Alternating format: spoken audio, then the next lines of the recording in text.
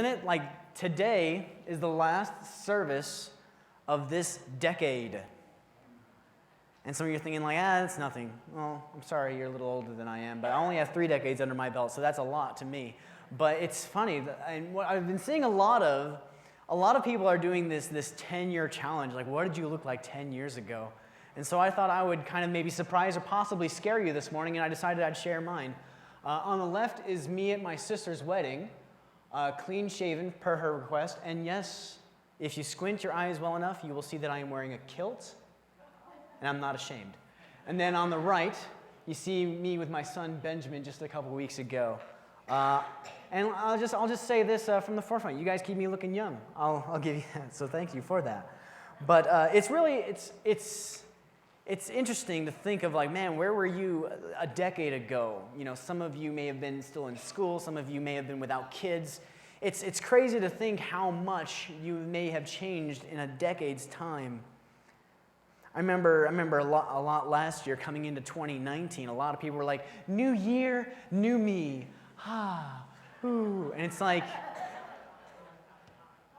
you're not that different, man. I'm like, sorry, you talked a big game and it wasn't there. Just saying. Some people take a lot of hype in the new year. They think it's an opportunity for a new clean slate. Oh, it's a new year, it's a clean slate. But January 1st is just a day, folks. It's just a day like any other. You can decide today to make a change, and hopefully before the end of today you will, if you haven't already.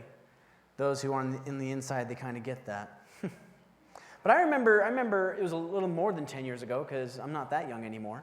But it was a little more than 10 years ago. So I was fresh out of high school. And I remember, like, man, there was this huge pressure to kind of like, okay, like, not a kid anymore. Like, what do I do now? So I went to community college, because that's just what you did. You went to community, everyone's like, oh yeah, like we did the field trip to the community college. Let's get registered and go to college. And I got to tell you, like, I didn't do that good. I was really not cut out for the college life. How many college students can agree that most of your like if you had a 7 a.m. class, you were like this. I'm taking notes, I promise.